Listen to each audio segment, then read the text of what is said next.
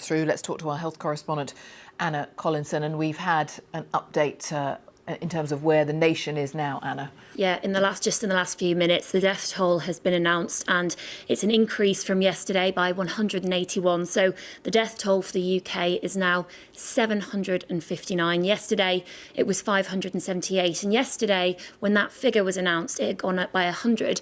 And because there had been a change in how the government were recording this data, that seemed to explain that big increase. But again, today, we're seeing an increase by 121. What we had heard in the PM's press briefing yesterday afternoon from the Deputy Chief Medical Officer, she had said that the figures that they had received, looking at the trend, there had been a slight glimmer of hope that the UK's trajectory compared to other countries wasn't as steep, and they were hoping that things were looking more positive. Obviously, these figures will need to be looked at, but it does appear to be bigger than what people might have been expecting. Yes, and continually we have to look at other countries, and we will continue to do that here, of course. This all coming on the day that we've learnt about the Prime Minister and the Health Secretary. There could now be, one imagines, an awful lot of people in political circles who have to think very carefully about what they do. Yeah, exactly. And Boris Johnson announced this morning that he had had some symptoms that are associated with coronavirus, so a temperature, a cough. He was tested by NHS staff at Downing Street, and that test came back positive. Shortly after, Matt Hancock revealed he had also been tested and was positive. And that means that they both need to now go into self-isolation, abide by the rules that the government had set them. So self-isolation in Downing Street means he's not allowed to go outside unless it's for a short period of exercise. He can't go out shopping for food or for medication. He can't see his friends or his family. He can't have visitors.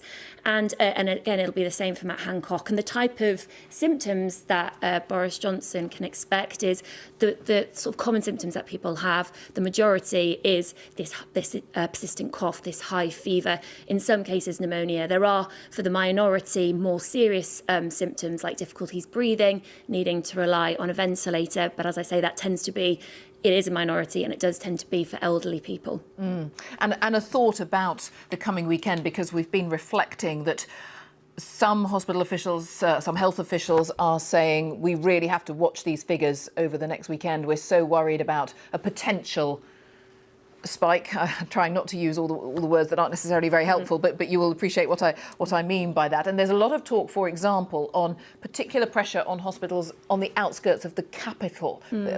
How can we explain that?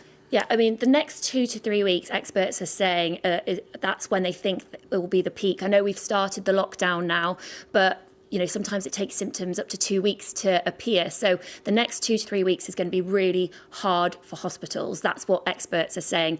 And the entire UK is affected. We've seen hospitals in Glasgow and Newport warning about it. But in London, that is where a third of the cases are. And a senior NHS boss has warned there could be a tsunami of cases this weekend, that critical care support might not be available. And so we've been hearing that NHS staff from other parts of the UK, other parts of England, are being drafted into London to try and help and do their bit. And of course, there are the problems with what's going on with hospitals at the moment. Not enough equipment to go around, even though the government is trying to get it out onto the front line. But also the fact that testing, lots of staff are having to take time off work because they've either got symptoms or someone they're living with has symptoms and they can't go in. Yes. All right, Anna, for now, thank you very much. Our health correspondent, Anna Collinson, thank you.